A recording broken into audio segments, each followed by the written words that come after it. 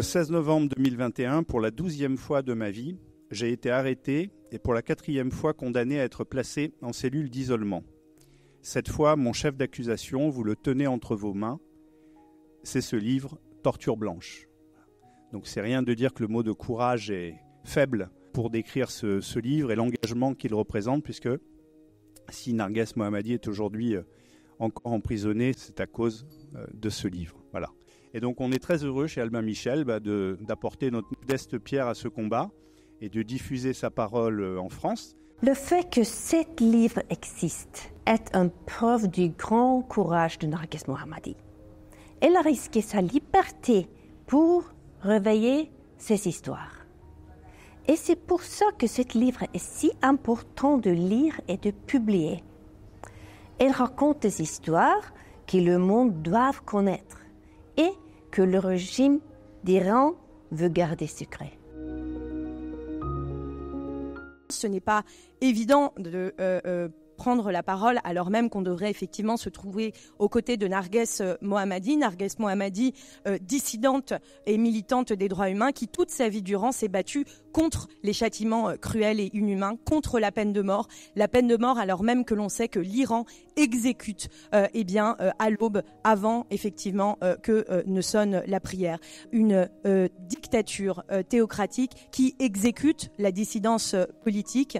Narges Mohammadi n'est pas seule dans la détention politique, elle est effectivement aux côtés de ses camarades de lutte, les femmes de la prison d'Evin. Et aujourd'hui, les femmes iraniennes l'ont montré, elles se placent à l'avant-garde des luttes sociales et politiques pour un régime finalement qui soit respectueux de l'égalité entre les genres. Ce livre, il est évidemment glaçant, mais moi je ne le vois pas comme un livre sinistre, je le vois au contraire comme un outil de mobilisation, un outil de lutte. La prison politique et l'isolement visent à briser psychiquement les détenus, vise à faire en sorte que les détenus se trouvent dans une situation telle de désocialisation, puisqu'ils sont coupés du monde extérieur, puisqu'ils sont privés de leurs proches. Et quand on est seul entre quatre murs, les murs nous englobent tout entier. Les murs nous étouffent. Et finalement, ces prisonniers politiques qui continuent de se battre malgré la pression et malgré ces circonstances, on voit que finalement, ils nous donnent une belle leçon d'espérance. Et moi, ce que j'aimerais retenir ce soir de ce livre et du combat de Narges Mohammadi et de tous les prisonniers politiques, c'est que la prison politique est un bastion de la lutte et de la résistance, et c'est à nous aujourd'hui d'être leur voix.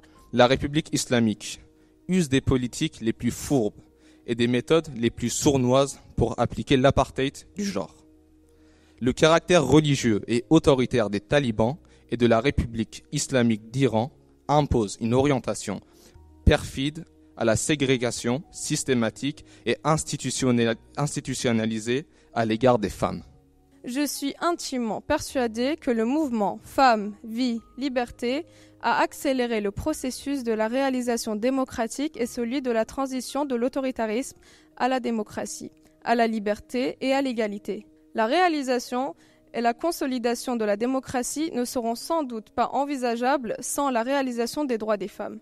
L'émancipation des femmes et la garantie de leurs droits constituent l'indicateur de la démocratie. Nous, femmes d'Iran et d'Afghanistan, continuons notre combat contre l'apartheid sexiste. Mais nous demandons à ce que les institutions internationales, les organisations féministes, les mouvements de défense de la démocratie, les médias et surtout l'Organisation des Nations Unies soutiennent sans ambiguïté notre combat pour notre droit humain, pour la liberté, pour l'égalité et pour la démocratie, en reconnaissant sans tarder l'apartheid fondé sur le genre comme un crime.